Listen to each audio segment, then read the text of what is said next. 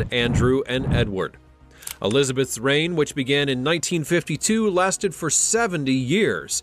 Will you solemnly promise and swear to govern the peoples of the United Kingdom of Great Britain and Northern Ireland? Making her the longest reigning and alive British Queen. Her death in 2022 would signal the ending of an era and left a tremendous legacy behind.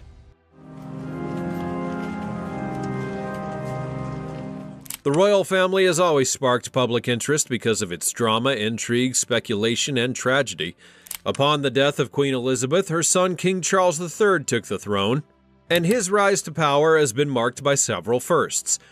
My government will deliver a long-term plan to regenerate towns and put local people in control. He was the first British monarchy heir to earn a university degree, having attended many elite colleges, including Cambridge University. He also served in the Royal Air Force and the Navy. However, his most significant first would be his participation in a love triangle that had changed the legacies of himself, his children, and his entire family. A hidden jewel. Princess Diana was born in July of 1961. Her background was wealthy and yet full of personal sorrow. Her family had rented a park house at an estate from Queen Elizabeth II, which led to the young Diana to refer to the Queen as Aunt Lilibet. Diana's youth would be defined with strong love of animals, demonstrating her maternal nature from a young age. She had a variety of pets, which included gerbils, hamsters, a pony, and a white guinea pig named Peanuts, who had won first place at a local pet fair. Her idyllic childhood would be disrupted in 1967 when her parents divorced after a difficult marriage. A custody battle between her parents then ensued, which had a significant impact on Diana and her siblings. They were sent to various boarding schools across Europe as a result of the divorce, and these were crucial but tough years, marked by many relocations and the emotional strain of her parents' separation. Diana then returned to England at the age of 16 and began working for an American couple. While humbling, the event strengthened her relatability and groundedness, attributes that would later endear her to the public. She was only 16 when she met Prince Charles, and at the time, Charles was dating Sarah Spencer, her older sister. Despite the age difference, Diana's vibrant demeanor and charisma had made quite the impression on Charles, and she later remembered the occasion with enthusiasm, recalling how she had made a lot of noise during a dinner, attracting Charles's attention, and ultimately which led to a dance. Their encounters became restricted in the following years. Their paths did not meet once again until November of 1978, when Diana was invited to a dance at Buckingham Palace. However, it took another 2 years for the relationship to mature. Diana had met Charles in 1980 while attending a country weekend event, which had marked the beginning of their personal relationship. Charles began to regard Diana as a viable partner and invited her to spend the weekend sailing on his royal yacht. This would be followed by an invitation to a castle, the family's Royal Scottish Hideaway, where Diana was greeted cordially by the Queen and other senior members of the monarchy. Photographs of her in Balmoral quickly circulated in the press, causing a media frenzy and public curiosity about the young woman who may become the next queen. By January of 1981, the connection had grown so serious that Charles's father, Prince Philip, felt obligated to intercede. He addressed a letter to Charles encouraging him to propose to Diana or discontinue the relationship in order to protect their image. Charles regarded this as a command to propose, and so he would ask Diana to marry him at Windsor Castle. Diana accepted right away, which had surprised Charles because he expected her to have thought about it first. Their engagement was revealed 18 days later. And when did you tell the Queen that this was what you wanted to do? Well, about 3 weeks ago. So, as I say, we've had to sit on it and hide it for 3 weeks, which hasn't... And when asked if they were involved in love during an interview after the announcement, Diana said, of course. That she's been brave enough to take me on. And I suppose in love. Of course. Charles's remark is, whatever in love means, was noticeably less enthusiastic. Whatever in love means. Well, it obviously put your own interpretation. Obviously means two very happy people. Yes. Once again, congratulations. Well, from us, congratulations. Thank you very much. Very kind. Predicting the complications that would eventually arise in their marriage. Lady Diana then moved into Buckingham Palace to prepare for her new role, which her biographer characterized as incredibly lonely. Despite widespread public interest and media coverage, she would feel isolated within the royal household. I, Charles Philip Arthur George. I, Charles Philip Arthur George. Take thee, Diana Frances. Take thee, Diana Frances. To my wedded wife. To my wedded wife. She was the first English woman to marry an heir to the throne in over 300 years, and was also the only one who had paid employment before her marriage. This upbringing would make her more approachable to the British public and cemented her status as a modern symbol within the typically stoic royal family.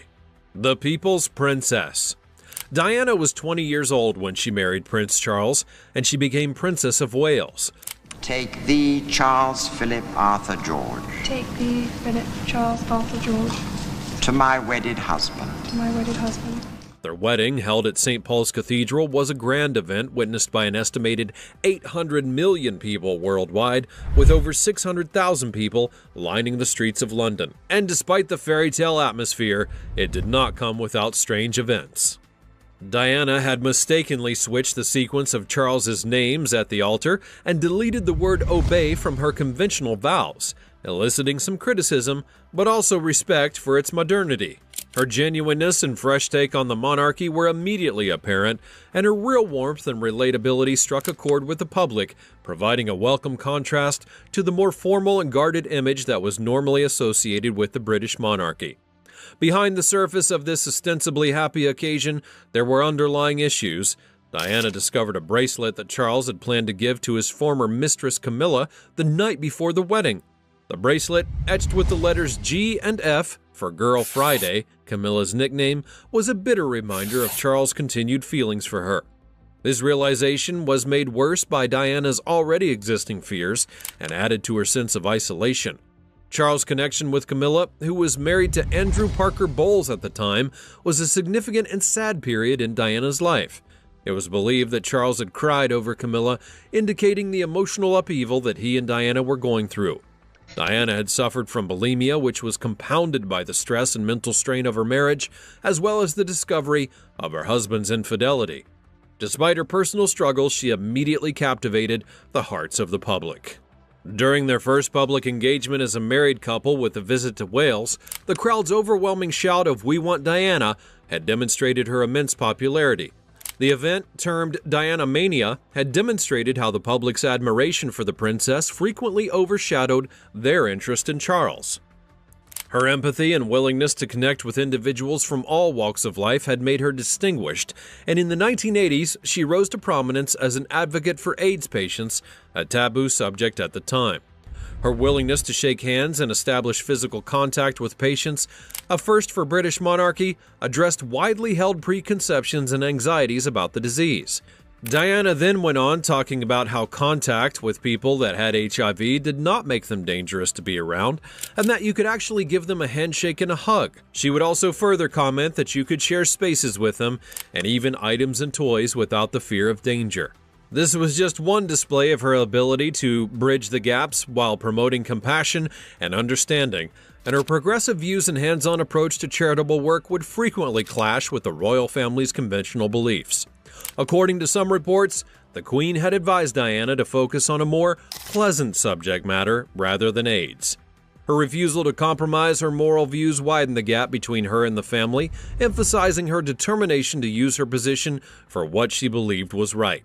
Her activities would go beyond the UK as well. Following a highly publicized divorce from Charles in 1996, she resumed her humanitarian efforts with greater independence. She would go on to travel to South Africa to meet with Nelson Mandela, demonstrating a commitment to global issues. They established a fund to help AIDS sufferers, solidifying her reputation as a kind and proactive humanitarian. She was known as the People's Princess because of her ability to use her notoriety in order to promote positive change. She had showed a humanistic attitude to her royal duties, making herself both approachable and sympathetic to regular people in ways that no other monarch had done before. Her kindness, sensitivity, and willingness to confront difficult subjects had struck a chord with the populace, garnering her the title of the People's Princess. The legacy of Princess Diana. Diana's pregnancy was revealed to the world in November of 1981, and an announcement was made that briefly eclipsed the difficulties of her marriage to Charles. She, however, had a harrowing encounter barely 12 weeks into the pregnancy when she tumbled down a flight of stairs. Fortunately, she had emerged with minor bruises, later claiming that the fall was not an accident, but rather a purposeful action that was motivated by sentiments of self-loathing and despair, emphasizing the extreme stress that she was under as a result of her difficult marriage to Charles and his continued romance with Camilla. Diana gave birth to Prince William in 1982, but the arrival of the child did not alleviate any emotional distress. She had suffered from severe postpartum depression, which was not well understood or widely spoken about at the time. Despite the public's admiration and the joy of motherhood, her emotional troubles would continue. 2 years later, she gave birth to Prince Harry, and it was reported to be the happiest period of Diana and Charles's marriage. However, it was also brief. Diana kept the gender of the second child a secret, knowing that Charles had been wishing for a daughter, which had heightened the tension when Harry was born. By 1986, the gap between Diana and Charles had become insurmountable, and both had sought relief outside of their marriage. Diana began an affair with her former riding instructor, and the media's suspicion about him being Harry's father, based on their physical likeness, had only fueled the scandal, though he consistently rejected the claims, saying that their relationship began after Harry's birth. At that same time, Charles had also become more involved with Camilla, further distancing from Diana, and Diana confronted her at a birthday party, making a bold and desperate move. She'd addressed the problem directly, adding that she was obviously in the way, and it had to be horrible for the both of them, but she understood what was going on and did not want to be treated like an idiot. Despite the encounter, the affair persisted, only making Diana's isolation and distress worse. By 1992, the royal family's attempts at mediation had failed, and leaked tapes of intimate talks, one from Charles and the other from Diana, had revealed the breakdown in the marriage. The publication of Andrew Morton's book, Diana, Her True Story, had fueled the media firestorm, revealing Diana's hardships and her husband's infidelity. Questions regarding Charles's eligibility as a future king would arise, particularly if he divorced Diana and married Camilla, given the church's stringent views on divorce and remarriage at that time. Later that year, Prime Minister John Major would confirm that Charles and Diana had separated. The subsequent Camilla-gate controversy in 1993, which involved leaked private phone calls between Charles and Camilla, had harmed Charles's reputation. In an attempt to improve his public image, Charles invited a documentary crew to follow him around, but that plan had backfired. When questioned whether or not he was faithful in his marriage, he said yes, until things got irretrievably broken down and they had both tried, effectively having confirmed the affair. The breakup culminated in a television interview with Martin Bashir, which, during Diana famously stated, "Well, there were 3 of us in this marriage, so it was a bit crowded." This honest admission about Camilla's part in the disintegration of the marriage would spark widespread outrage and ruin Charles's reputation. The two then divorced shortly afterwards in 1996. Diana was tragically killed in a car crash in Paris on the 31st of August 1997. The circumstances surrounding her death have sparked extensive inquiry and conspiracy theories alike. The premature demise caused the nation and the world to mourn. Diana had linked with people in ways that no previous royal had ever done, garnering the affection and adoration of millions of people. Following her demise, Charles was confronted with the difficulty of legitimizing his connection with Camilla, and despite public animosity and the Queen's initial rejection, the pair steadily publicized their love. Then the Queen's absence from Charles's birthday party, which Camilla had attended, would symbolize her disapproval. But by 2000, her participation at a party where Camilla was there had indicated a shifting in her views, implying that she had accepted the relationship. Camilla would then be labeled the most hated woman in Britain and had a difficult journey to public acceptance. Following Princess Diana's death, Camilla and Charles maintained a quiet profile, gradually reintroducing Camilla into the public light. After years of scrutiny from the media and public alike, Charles and Camilla married in 2005, making her the Duchess of Cornwall. The Queen did not attend the civil marriage, but later gave a banquet in the couple's honor. Camilla would be titled Queen Consort when Charles ascended the throne in September of 2022, as Queen Elizabeth II had requested. The Queen had earlier said that in the fullness of her time, Charles was to become king, and she wished for the people to give him and his wife the same support they had shown her.